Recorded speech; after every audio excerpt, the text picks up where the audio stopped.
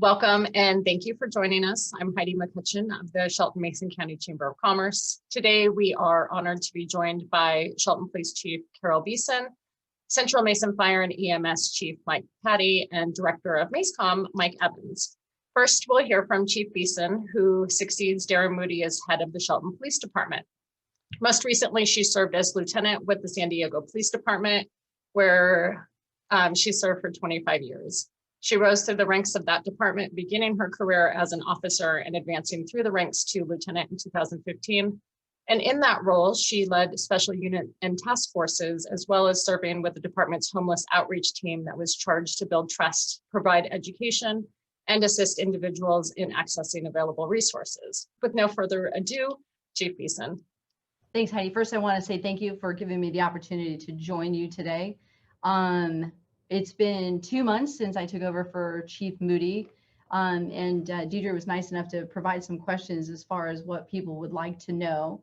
Some of the highlight reel from my career, I consider myself kind of more of a jack of all trades because in my experience in San Diego, I moved around a lot. So I had various administrative assignments, investigative assignments. I worked internal affairs.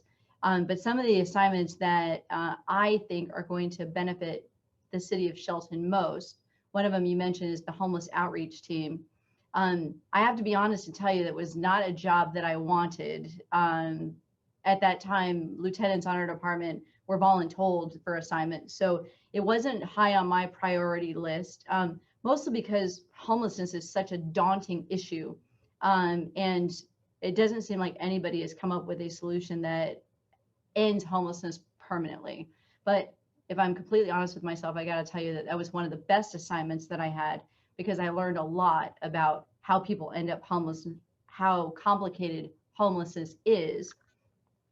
And I always assumed that people didn't take resources and didn't go into shelters just because they were being stubborn. And it wasn't until I started on that team that I realized that a lot of the reasons that people don't go into shelters are the exact same reasons I wouldn't go into a shelter if I were to suddenly end up homeless. And what I mean by that, I am married and I have 3 dogs at home. And what I quickly learned is that a lot of resources, they segregate men from women for safety reasons inside of shelters. And you're not allowed to take your pets to a lot of shelters. The ones here in Shelton so far, in my meetings with them, they're not as restrictive as many of the others that I had in San Diego. But the thing is that if you've lost your home and everything else that's normal about your life, I could see why people would want to cling to what is left of their regular life, including being with their spouse and being able to keep their pets. So it opened it up to me the opportunity to look at what's missing as far as resources that would actually help people keep what normalcy they had. I also had an opportunity to work with all of the different service providers in San Diego to come up with a plan together as far as how we would deal with homelessness there that ended up being very successful. And one of the things I'm doing here is taking those opportunities to meet with all of the different service providers to find out what services are available, how people enter into those systems, what the rules are for specifically law enforcement placing folks into these different resources, and trying to build those partnerships, because one of the things that is also really important is that the police can't solve the problem by themselves. It has to be a joint effort. We are only one piece of that puzzle, and so I want to make sure that I am on a first name basis with the folks that will be our partners moving forward as we come up with plans to deal with homelessness. Another one of the questions that was presented to me was about community policing and what my approach to that is. And early on in my career, I would have told you my idea of community policing was building a relationship with the community so they felt like they could trust coming to the police and telling us what the issues were. But honestly, throughout my career, I realized that it's actually much bigger than that. I was a sergeant on a juvenile services team for about almost 2 years.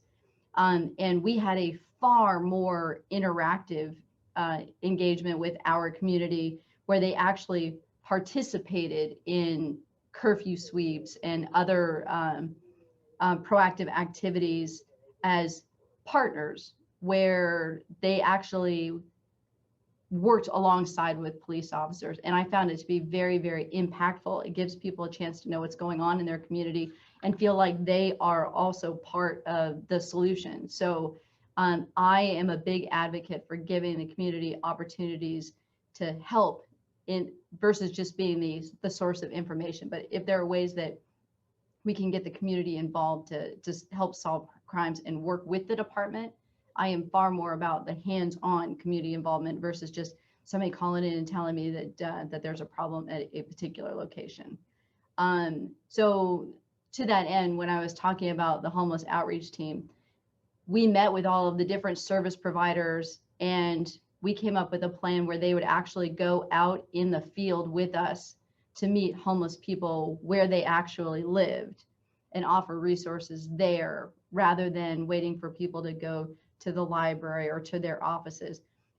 Their idea of outreach was simply being available, and we took them out of their offices and took them out where homeless people actually lived and gave them the opportunity to offer their resources and see how people actually were living on the sidewalk and what the conditions were really like. And it also gave them an opportunity to know what all the other service providers offered so that we could get the right resource for each individual. So those are the types of things that come to my mind when I talk about community policing. It's about knowing what all of the partners in your community have to offer and making sure that you're using the right resources to help solve problems and being creative in how you do that. I'm just getting started out, so I'm still in the process of meeting all the different resources that are available here, getting to know the folks at the schools, because I noticed when I was going through the hiring process that school resources is a very important part of being in the Shelton community. And I want to make sure that I'm doing my part to continue that relationship with our school district and make sure that all of our kids are safe. One of the questions was, why Shelton? I got to tell you, I didn't even know Shelton existed until I saw the job announcement for this position on the Police Executive Research Forum website. I clicked on it and suddenly went, this sounds kind of interesting. My husband and I started doing some research on Shelton and Mason County, and we both fell in love with the area. And so he says, well, can't hurt to try. And as I was telling you earlier, I am absolutely in love with this community already. There's always a little bit of trepidation when you leave home. You know, I lived in San Diego for almost 40 years. My husband was born and raised there. You have to worry that you're going to move somewhere else and have regrets. And I can tell you that both of us are extremely happy with our decision to be here and are looking forward to being members of this community. I've not had one day where I've sat there looking out the window and, what have I done? I need to go home. I really like it here. He likes it here. And we plan on being here for a very long time. To that end, one of the other questions that was asked is about code enforcement and how I see that in safe communities. I think code enforcement is a huge part of keeping a community safe. One of the things that I've done recently is go out with our code enforcement officer, Shannon Watanabe, so she could show me what it's like being in her position in the city of Shelton. And because one of the first things that I heard about when I got here is homelessness. Most of the phone calls that I get are about homelessness. So she took me out and showed me some of the areas that she gets the most complaints about. And I'm going to go ahead and share my screen to show you some of the things. These were just taken last week in Shelton.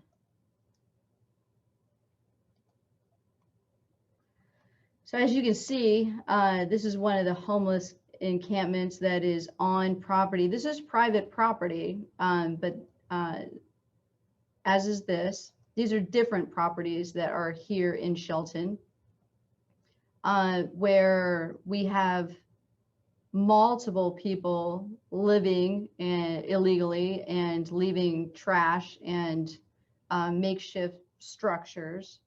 that are very, very dangerous for our community and impact our ability to keep people safe. During the time that I was on the homeless outreach team, the city of San Diego experienced a major outbreak of hepatitis A that affected the homeless community more than any other community. So we were forced to come up with some solutions in order to make sure that we were keeping people safe, physically safe from getting the virus. So as I see this stuff, and now I'm working with her to make sure that we're holding property owners accountable for the condition that their property is in. Because if we allow this to go on, we're just taking those chances that people are going to contract diseases from the unhealthy conditions. So now I'm looking into what can we do to be more effective in dealing with these issues.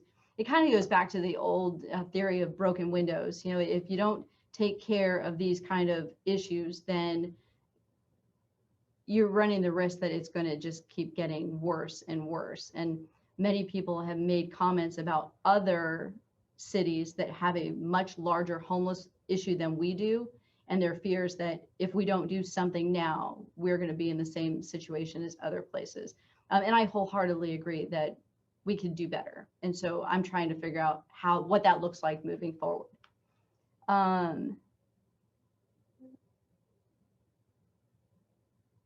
So other questions specifically for your business community. I know that one of the presentations that Deidre sent to me talked about crime prevention through environmental design.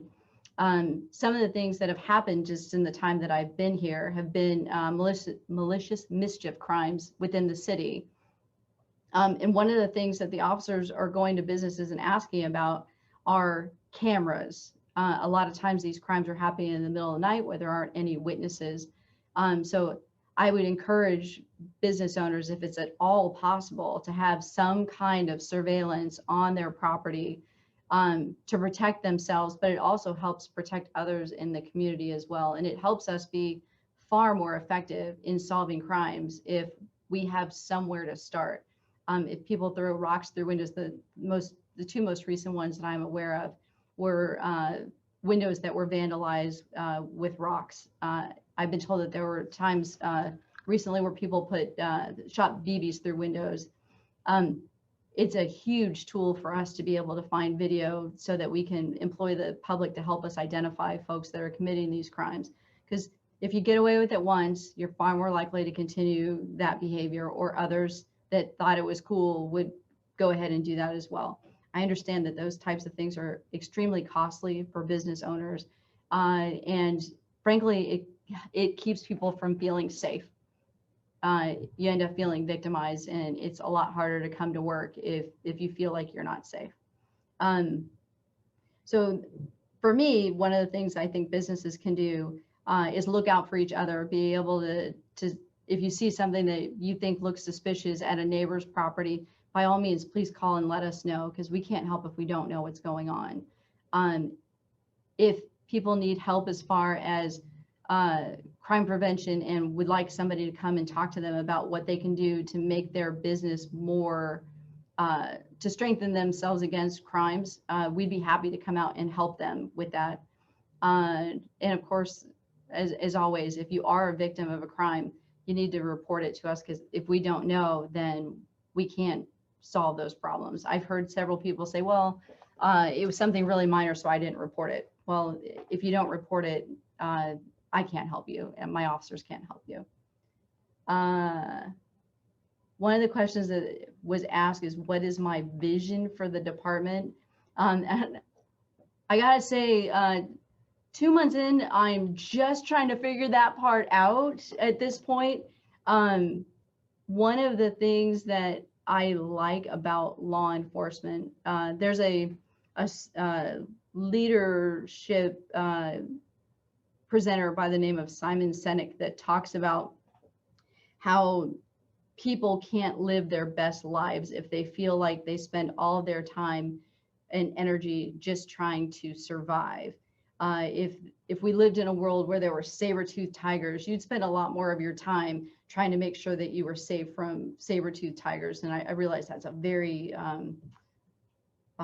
exaggerated example. But the thing is that if people don't feel like they're safe in the community, they can't be doing things to live their best life. And that's where I feel the police come in, is making people feel safe and making sure that there's communities safe so people can do what they want to do rather than spending all of their time worrying about how to keep their families safe.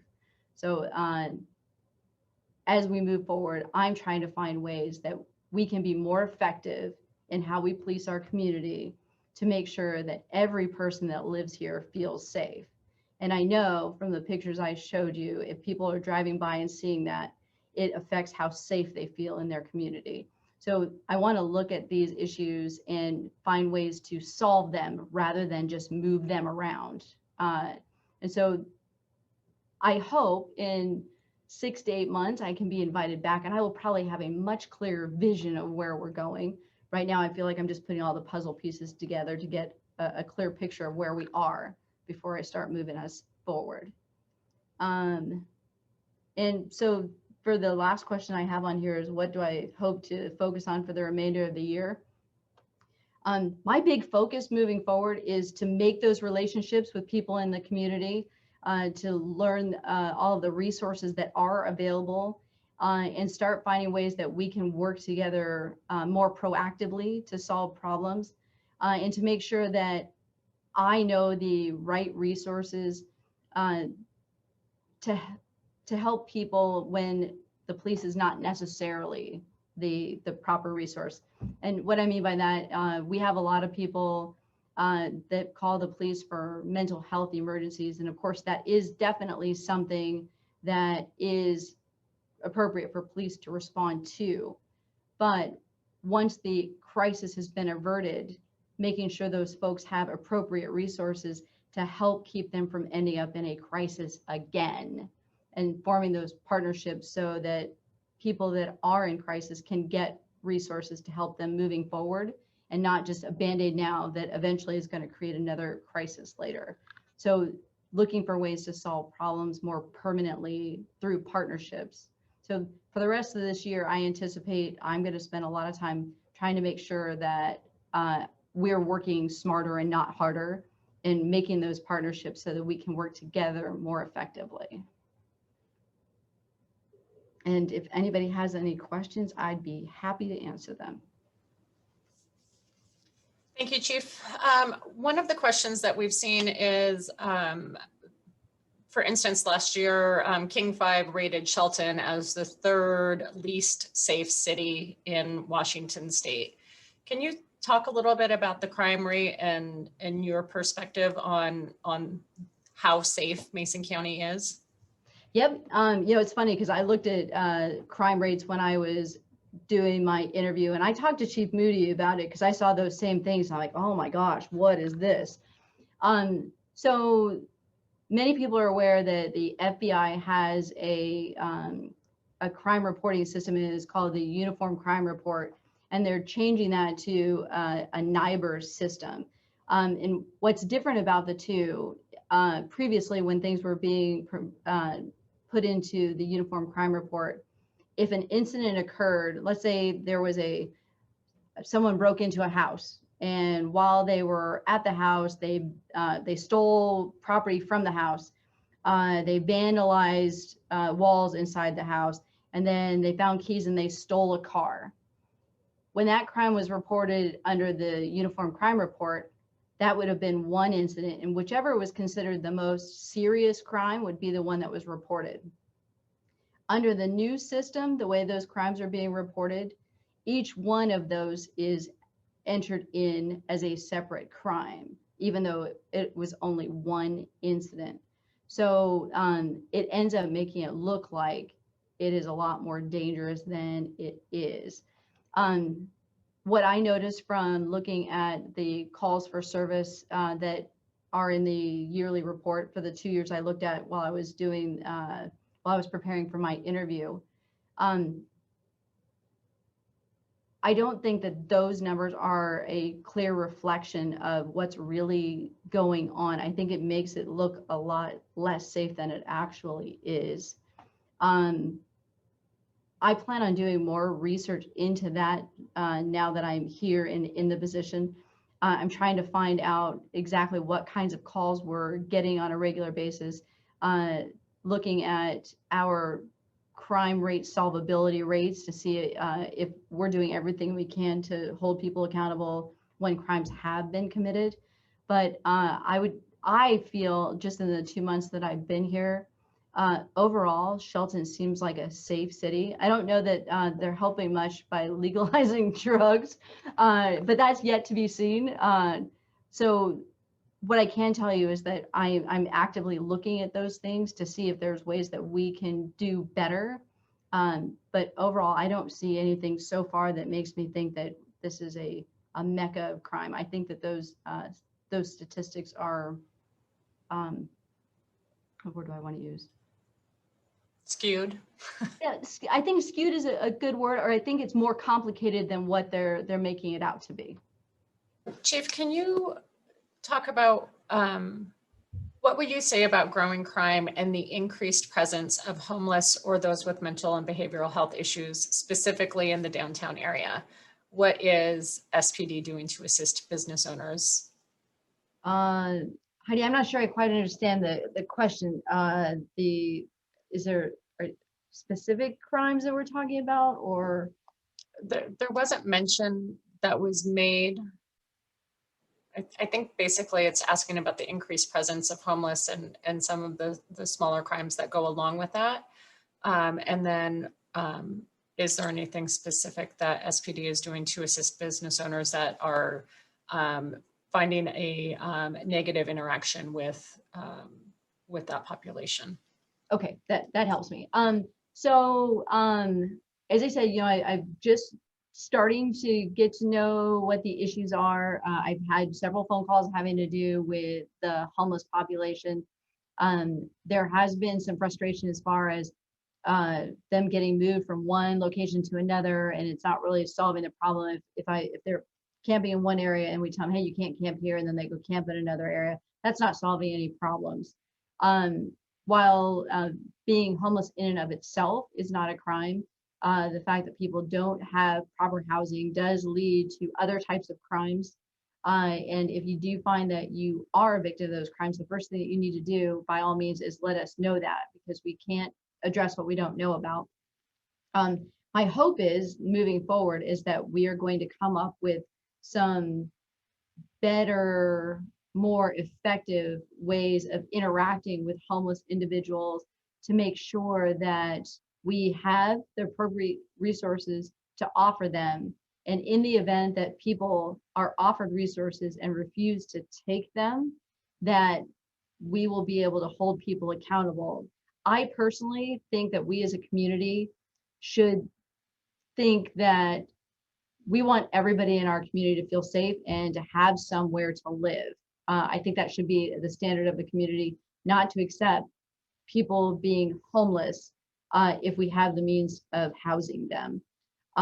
That being said, there are some folks out there that even with resources are not going to take them and are going to commit crimes based on their situation. I feel that those people that choose to live that way and commit crimes while living that way should be accountable for their actions. If I'm not quite sure what the percentage is here at this point, but I know many of the homeless individuals that we interacted with in San Diego either had a mental health condition, or they had a substance abuse condition, or both, where they were self-medicating rather than taking prescription medications to try to solve their issues. As I say that sometimes makes people very unpredictable and could be violent. If anybody finds themselves in a situation, of course, they need to call 911 if they're feeling like they're being threatened in their business or out on the street somewhere, so that we can come and intervene in that. As I said, my hope is, moving forward, that we will have better partnerships with different resource providers, to include the homeless shelters. I've been to Community Lifeline. Crossroads has invited me to come see their facility. I've gone to Turning Point, which I know is a domestic violence shelter, but all of these different places have resources that are available to folks. And in order to better serve the community, I and my officers need to know exactly what resources are available and how to get people in touch with those resources so that we can be more effective and help people make permanent decisions to end their homelessness rather than just shuffling them around like they're checker pieces on a board. So that's my hope moving forward, is to be able to have those resources in hand, where if somebody needs a substance abuse program, or they need mental health services, or they need some kind of shelter where they can take their pets, that we can accommodate them and help them. And if they don't want that help, be able to say, hey, these are the resources we've offered them. We've done everything we can to help, and they still refuse to follow the law. Then we can hold people accountable for that. So that's my hope moving forward. And I've still got a lot of learning to do. Patti Case, I see you. Thanks very much. Welcome, Chief. My name is Patti Case, and I work for Green Diamond Resource Company. We have a tiny little building that spans 1 square block in downtown Shelton.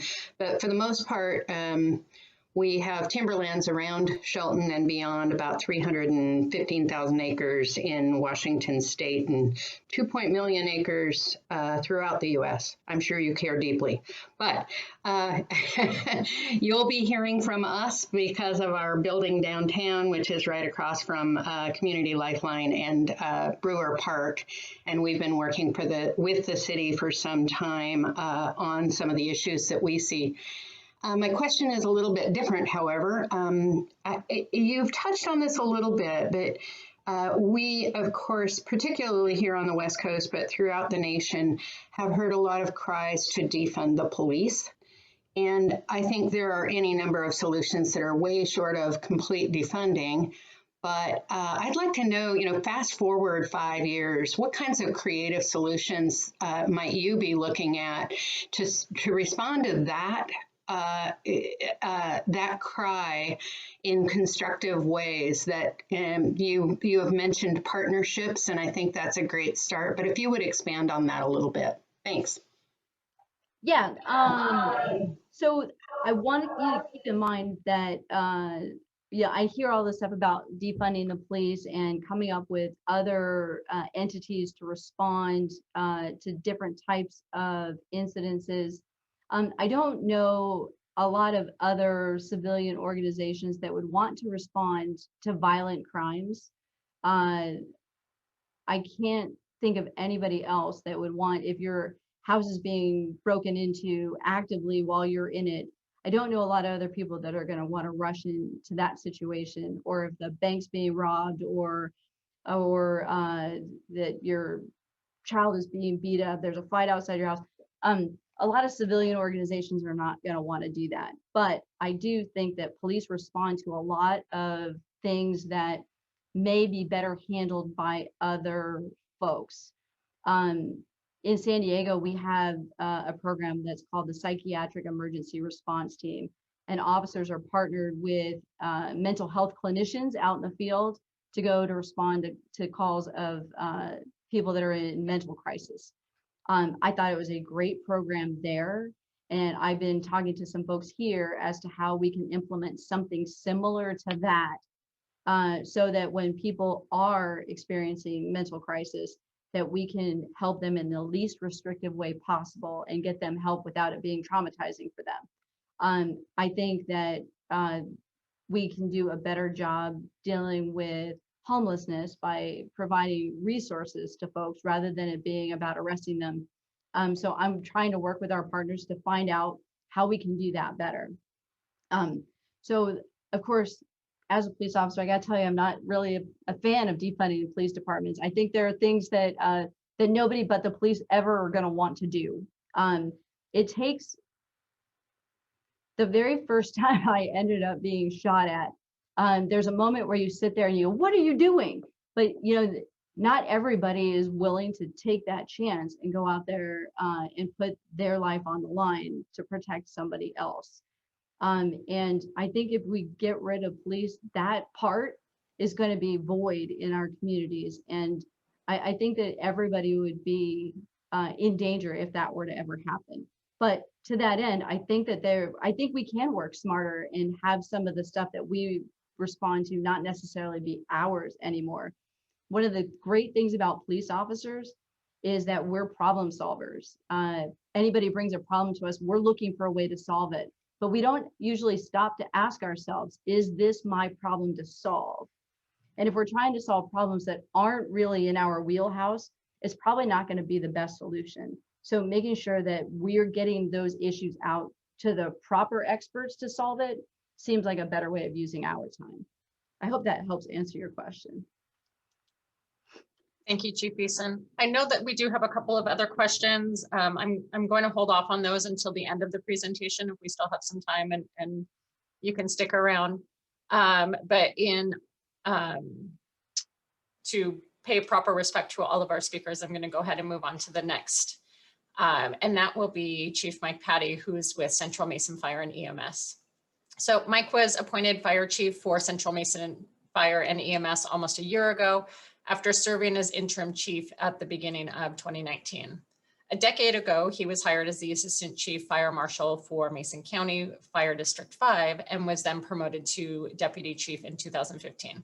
Chief Patti holds over 45 years of experience. Prior to coming to Central Mason, he served as Pierce County Fire Marshal, Chief Deputy State Fire Marshal, Fire Chief of Thurston County Fire District 5, which is Black Lake, and Fire Chief of Thurston County Fire District 9, which is McLean.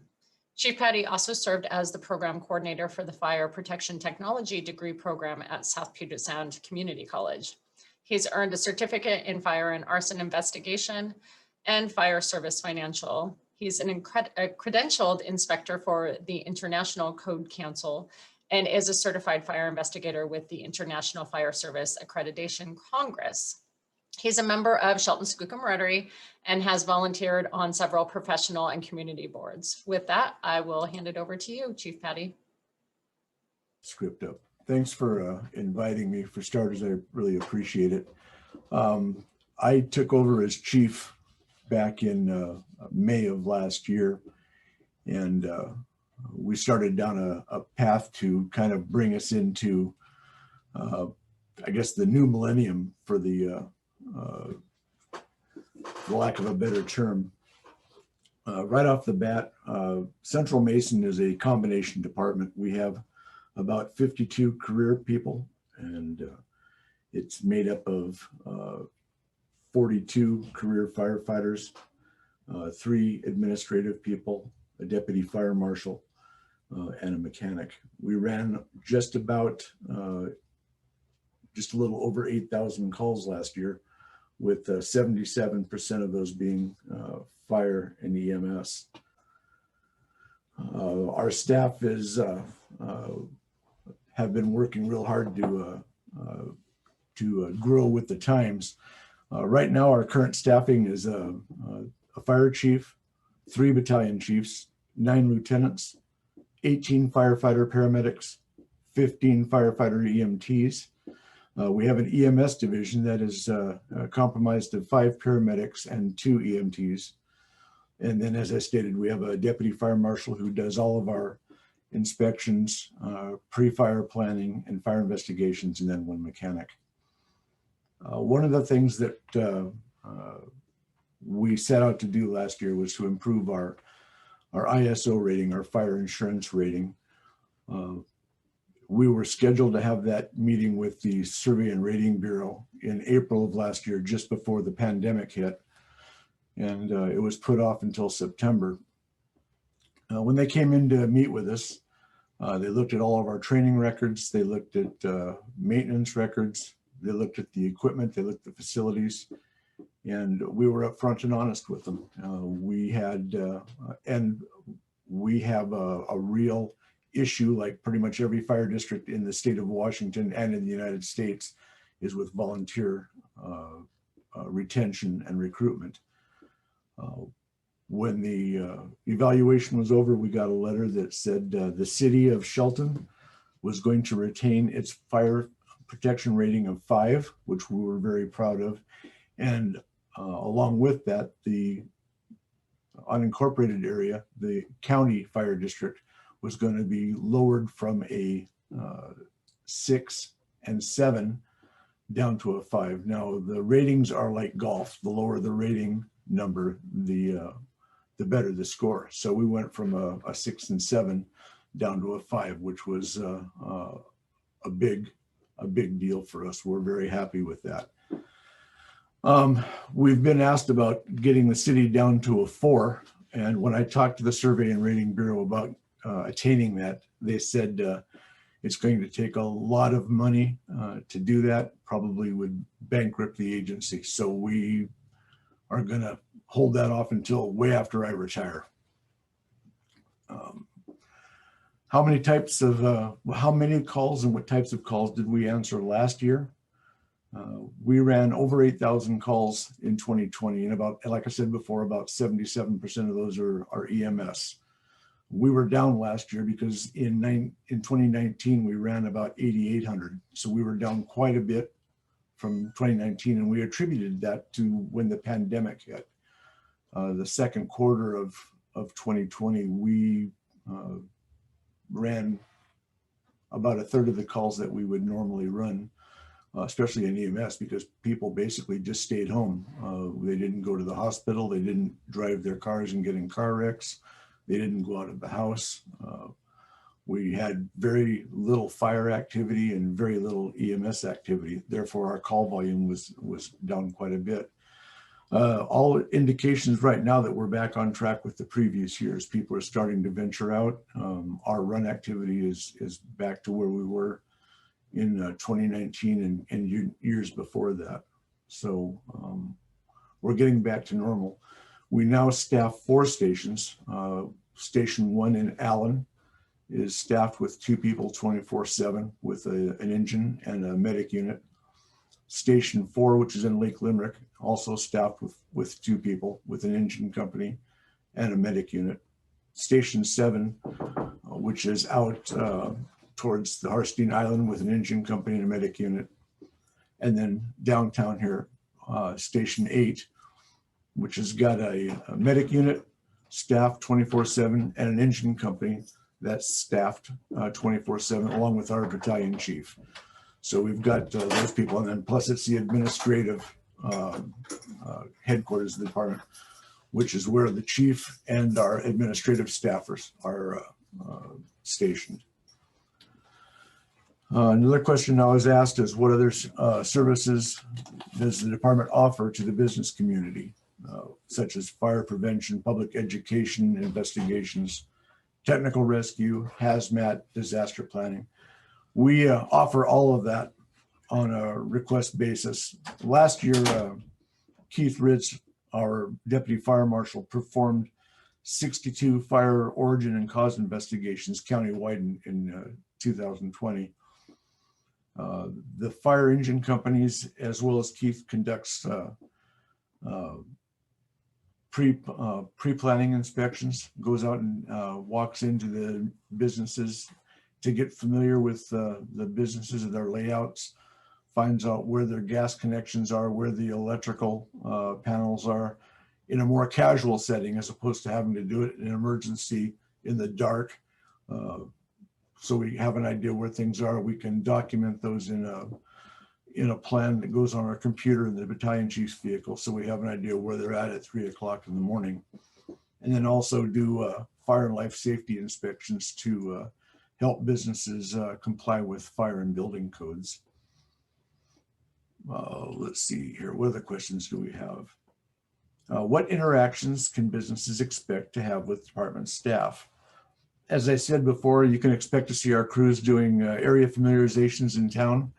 If you see the fire trucks, the engines, are newer to us, hook and ladder company, or the ambulances in town or out in the county, we're not just driving around to spend fuel. We have a lot of folks who are out learning the city, learning the district, so they don't have to look at maps at 2 o'clock in the morning to find out where they're going.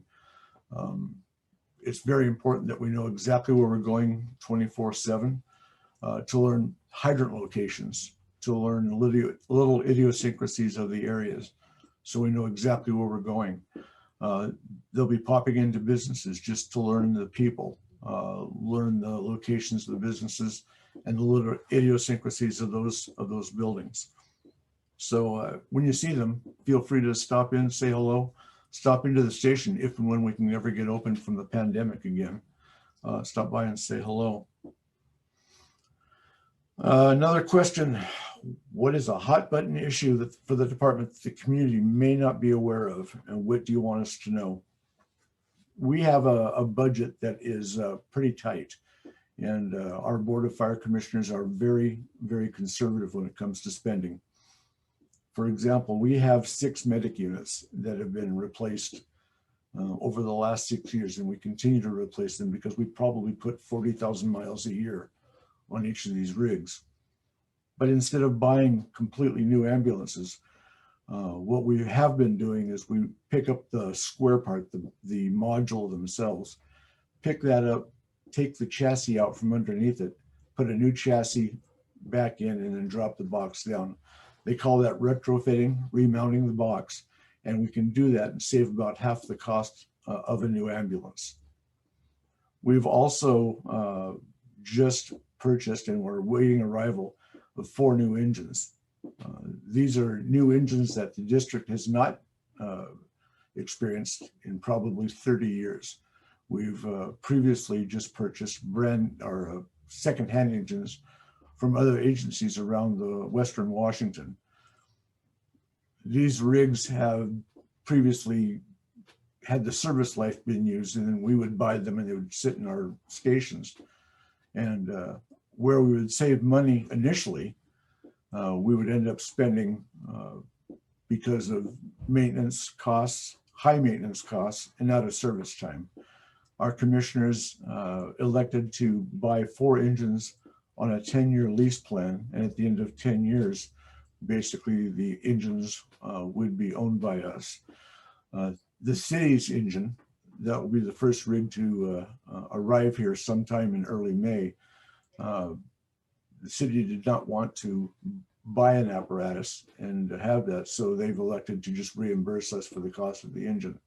So the city is doing their fair share for buying the apparatus.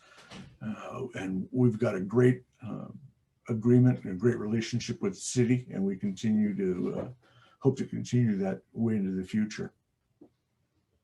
One thing that we do need to do, though, is we need to take a good look at our facilities in the unincorporated areas.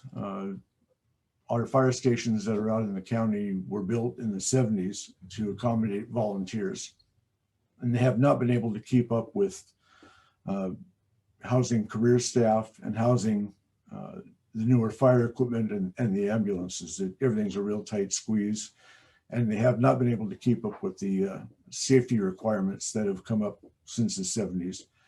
And we seriously need to take a look at how we're going to accommodate staff in the future. Let's see here. What role does fire marshaling play in building a safe community? Our deputy fire marshal is working to conduct life safety inspections to make sure that the business owners can maintain a safe environment to work and conduct business. Keith is, if those of you who have met Keith Ritz know that he's a very cheerful person, knowledgeable about fire codes, and Keith works on an educational rather than enforcement approach. So if there is a deficiency in the fire codes that Keith notices, he will work with you, we will work with you to help get to the point where you can meet the fire code and everybody can go about the day. Last question that was brought to me was, how can the fire department work with businesses through the permitting process? Boy, we know that the permitting process, whether you're in the city or the county, can be pretty arduous. And that's just because the codes that we're charged with working with. If you can help us by letting us know what your plans are, what you plan on doing with the building, and what you're planning on doing with the the occupancy that you're working with. So we can let you know what the fire code requirements are up front. And sometimes there are what they call alternative methods and materials that we can utilize to assist you in meeting those code requirements. It would be a compromise. We'll both get what we need to have to meet the intent of the code. And then we can both move forward and be happy. And I would be happy to take any questions that you might have.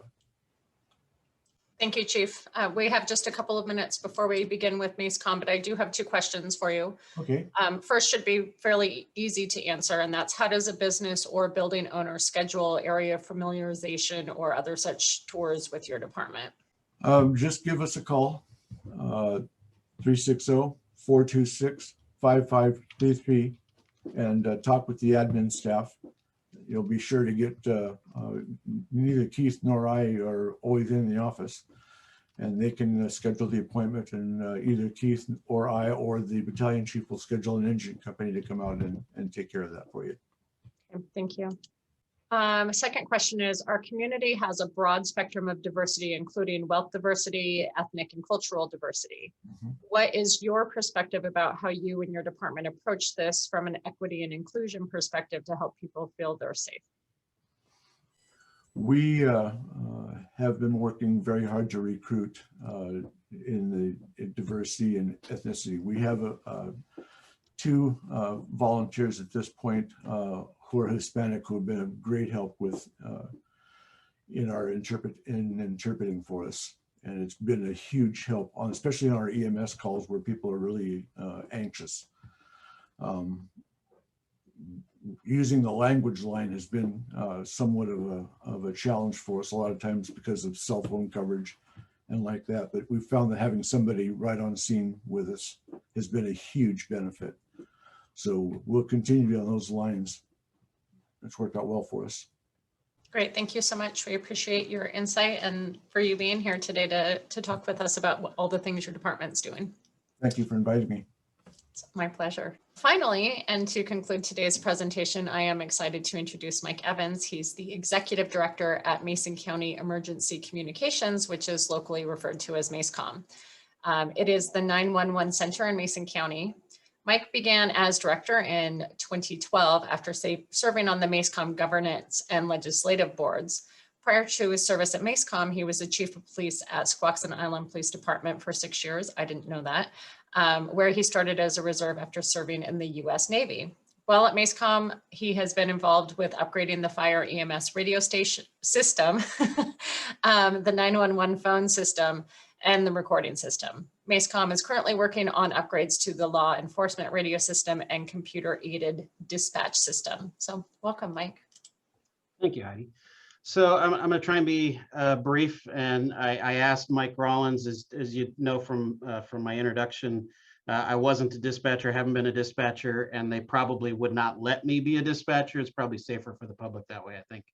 But Mike Rollins, our deputy director, was a dispatch supervisor. So I'm going to talk about dispatch at probably 80,000 feet. And when we get closer to 8 feet here in Shelton, Mike can chime in and tell you what you really need to know. Big picture, MACECOM's a little unique and unlike some other organizations in that it is what I like to term collectively owned. There's actually an interlocal agreement that all of fire and law signed on to. It actually involves city, county, tribes, and all the fire districts in Mason County. And so they all signed on to this interlocal that technically created MACECOM. We used to be Shelcom, which was just owned by the city of Shelton. So MACECOM is owned by everybody or owned by all the public service agencies. They have 2 boards, like we discussed, a legislative, which is a money board, and a governance, which is an operational board. Those boards give me guidance on how to run the organization and approve budgets, et cetera, et cetera. We're actually called a PSAP, or a public safety answering point. We are the PSAP for Mason County, so all 911 calls that happen in Mason County go through here. So I appreciate Chief Patti's talking about some of his calls, but all the calls start here. So we just running the numbers. We ran. Last year we had 36,000 911 calls. On our administrative lines or our non-emergency lines, we had 55,000 calls last year. Those all came into 3 people, typically sitting in the center. We have a call taker that's specific to taking calls. We have a law dispatcher who dispatches the calls, and we have a fire EMS dispatcher who dispatches those calls. So, that's a total of 91,000 calls last year, and I agree with Chief Patti, it was down a bit, pretty much on par with the previous year, so there wasn't the stereotypical increase we typically see. And then you add to that about 27,000 outgoing calls, and we ran about, we had 120,000 phone calls last year. So that works out to about 334 a day. To one person that typically tends to share that with others, and I will also point out that it drops off dramatically in the middle of the night. So most of those come in the afternoon and early evening. So needless to say, it can get really busy down here. We in addition to those calls coming in, and obviously this dispatching those out, we also manage the law enforcement radio systems and the fire radio systems, as well as the our own computer-aided dispatch system, as well as the law radio records management system. So we have dedicated staff to do that kind of stuff as well. In addition to all that, just like everybody else, we've been dealing with COVID. We have been involved in the area command system at the county, just like fire and law has, trying to manage not only the response to that, but the information that goes out to the public, which has been a challenge. Just like everybody else, we tend to get it sometimes minutes before it's put out by the state, so we don't necessarily have a whole lot of fair warning. So our position is a bit unique in that we deal with all of fire, all of law, partner with emergency management and others. So trying to make sure that we can get along with everybody and communicate to everybody is sometimes a challenge. But we're the one agency that kind of connects all the dots at times. And so what I'm going to do is I'm going to hand this over to Mike. I know we've got a short period of time, and I want to make sure we have plenty of time for questions, and have him talk to you a little bit about, from a dispatch perspective, what do they need and how to go about doing that. So I'm going to hand it off to Mike. Okay, I'm Mike Rawlings. I've actually been at MACECOM since April 2010. Been deputy director for just over 2 years. A couple of questions on here. When and how is it appropriate for folks to contact MACECOM?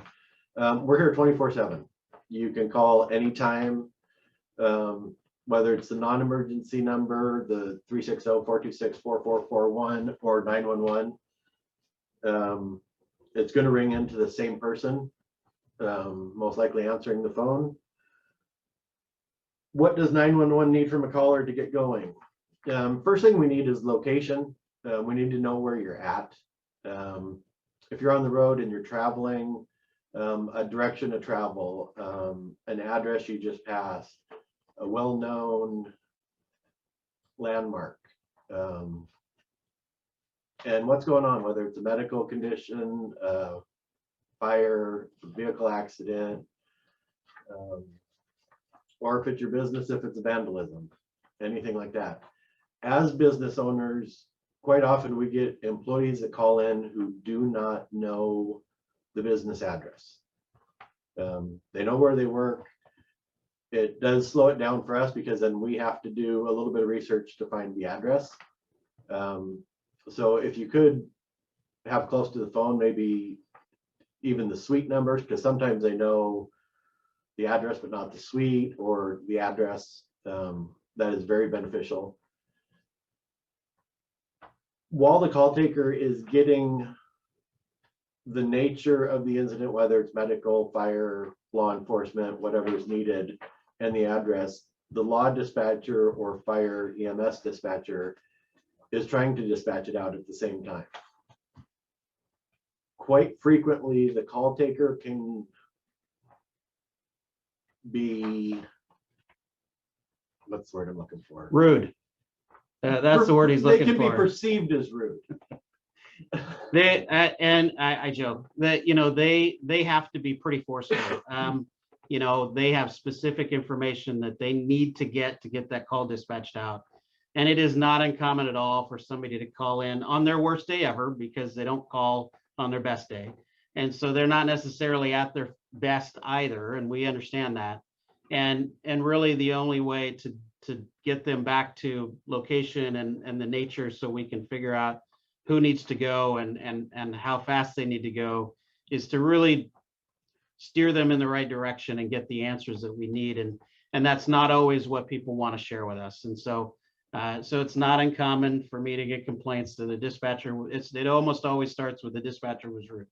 And we go back and listen to the tapes because everything's recorded. And what they're oftentimes trying to do is simply get the information that's really required. So, yeah, it always starts out with the dispatcher was rude. So, and oftentimes it's just them doing their job. And you know, one of the other stats that we pulled up on the report was our average call time is 2 minutes. So you can see that, you know, their job is to get that core information and get off the phone as quickly as they can. And again, that also is perceived as rude, but you know, like we talked about, you've got one call taker. And so every minute that call taker is on a phone call with somebody is then a call. If a call comes in after that, then the dispatcher, one of the dispatchers has to take it. Well, that means that they're degraded and they can't deal with fire and law the way they should be.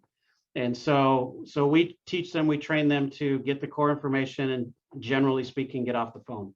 And so that the more you can sit down and really think about what information you want to portray, make sure you've got that address handy. We're going to ask you what's your location and what is it every single time.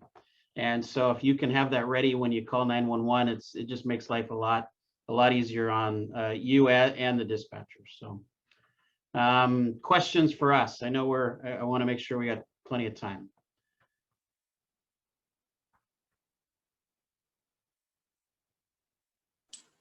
We got it. I guess we can go back to the questions for Chief Beason if you want, Heidi.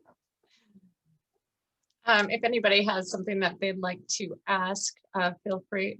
I know one of the questions that I had a board member ask is, what are the types of, what is kind of the defining line between calling the emergency line and calling the main office line? Can you kind of touch on that? Emergency is more immediate threat to life or property. Non-emergency, you know, we actually quite frequently get older people that have fallen and been down all night, that don't want to call till 6 or 7 in the morning, and they call on the non-emergency line because they didn't want to bother anybody in the middle of the night. That's an emergency. You know, they can't get up, they could possibly be injured. You know, a vehicle that's been parked somewhere for a couple of weeks that just looks suspicious, there's something not quite right about it, that's a non-emergency that can come in on the business line. If you have a family member that you brought home from the hospital and you need assistance getting them into the house, depending on the situation, that could come in either way. You're going to get the same response. It just makes it easier for, you know, if it's vandalism that occurred overnight, you got to work and you saw it. If you call us on the non-emergency line, it makes it easier for us to put you on hold to potentially grab the heart attack or things like that. How to cook turkey is not an emergency, just to be clear. Unless I it's found- frozen in a deep fryer. Well, there you go. And then it becomes an emergency, and then it's Mike Patty's problem. My power's out is not an emergency. We get a lot of people that call in about that. For COVID, we were having a lot of people at times call in about governor's new mandates. COVID actually changed a lot of what we did in here too. We were asking more questions about symptoms, traveling, fevers, things like that to help keep the responders safe. There is another question that is simply, can we text 911? Not yet. We're working on it. Some of the other counties across the state have gone to it.